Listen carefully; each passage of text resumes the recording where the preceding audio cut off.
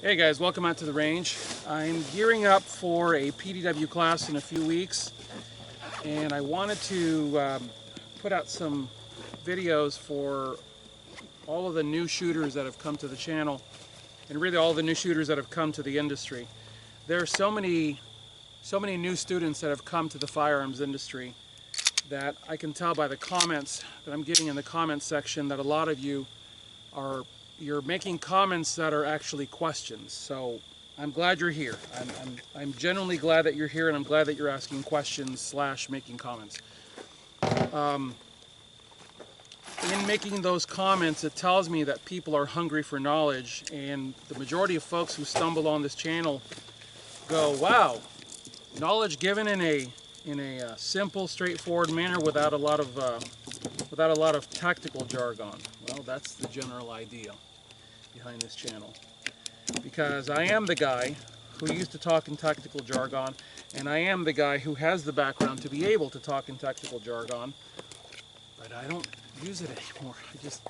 I found the tactical jargon to just be worthless fluff. So I find that straightforward information is the much better way to communicate with people. What is this video about? Well,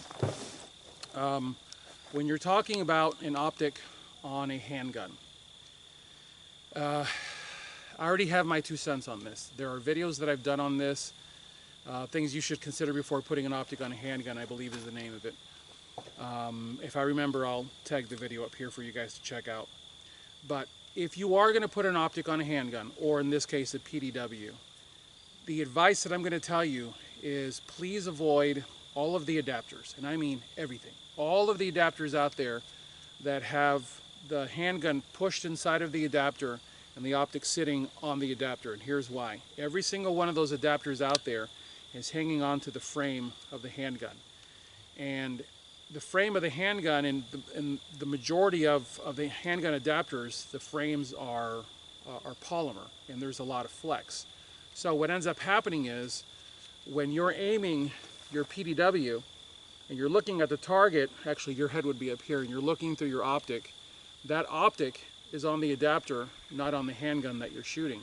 And when you're holding the forward grip and or the angled forward grip, magazine holder, whatever you want to call it, if it's a SBR or a brace, you're holding not the handgun, you're holding the adapter. So what ends up happening is when the adapter, when you do this with your support hand, the optic that is now sitting on top goes like this, and it comes off center. And what you end up with is you knock yourself off. You're basically stealing accuracy from yourself is what I'm getting at. So what I say to people is make sure that when you put an optic on your handgun / PDW, make sure that that optic is in the slide, because you'll notice this optic is not on this slide, it's in this slide. It's actually machined into the slide itself. And it makes for a far more accurate setup where all you're doing is you're looking at the target, because there is so little mechanical offset, meaning what I'm seeing is where my index finger is, and what the muzzle is seeing, or the bullet, is where my middle finger is.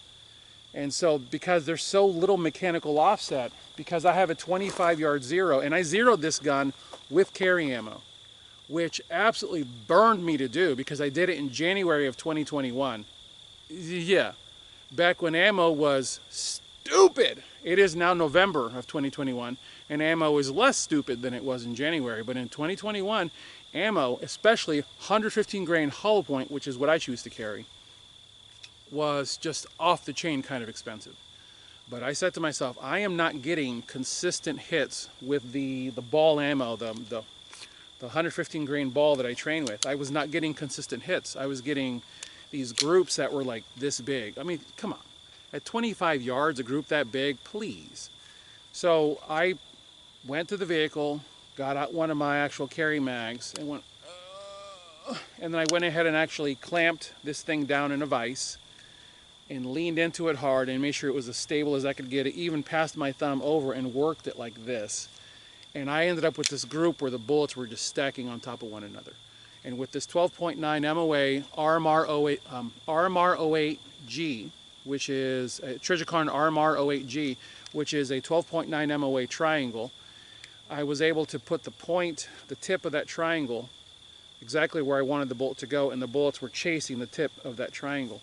Now someone's going to say, well, yeah, that's a big MOA, that's a large optic. Well, here's what you don't understand, and you won't get this. This is very subjective. You won't get this. If I were to take an RMR 08G and an RMR 06 and put them side by side, which I have done, and I've done this with people, with students, with friends, and I go, I want you to shift your eyes from one to the other, from one to the other. And they're like, dude, it's almost the same. Yeah, it is. Even though this is a 12.9 MOA triangle, because it runs off fiber optic, it's very hard for them to generate a 2 MOA dot like you get in the RMR 06 Type 2. This, right now, I am 15 yards, I think, from this guy, and that's a 6-inch circle. The middle, the triangle in this optic sits cleanly well inside of that 6-inch circle with a whole bunch of white all the way around it.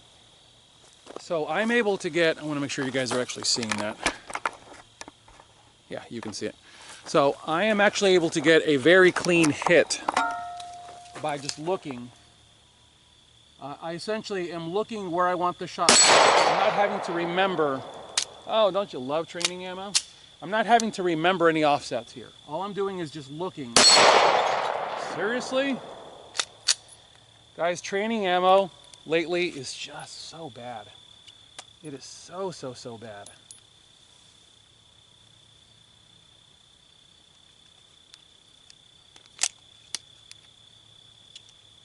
Anyways, all I'm having to do is look where I want that shot to go. Come on, bro. Oh, training ammo's wearing me out.